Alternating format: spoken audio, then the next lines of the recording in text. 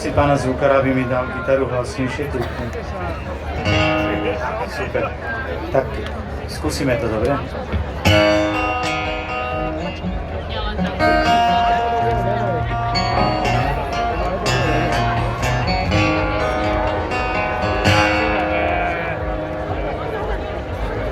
Kristýnka by mala dnes už o 2 roky dlhšie vlasy.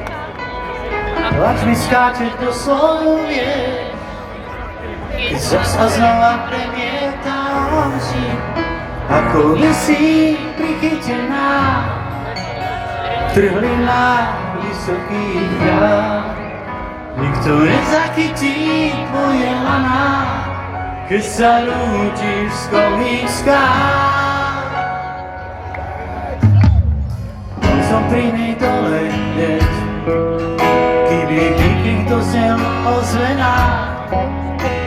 Za viečkami našiel tliek, dve zlaknuté svetielka.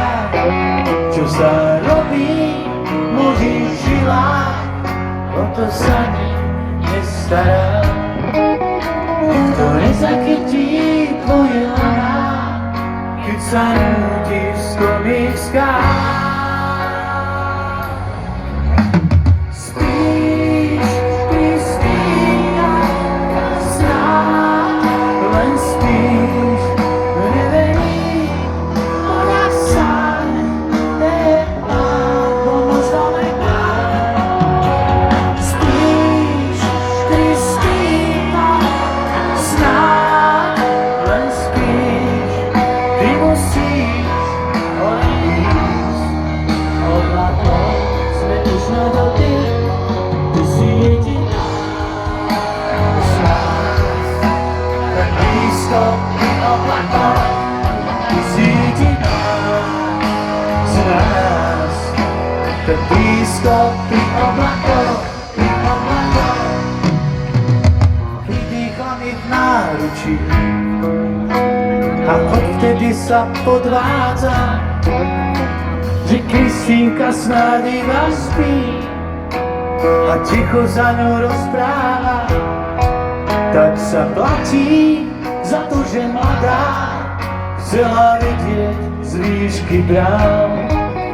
Nikto nezachytí tvoje laná, keď sa rútiš z kolých skál.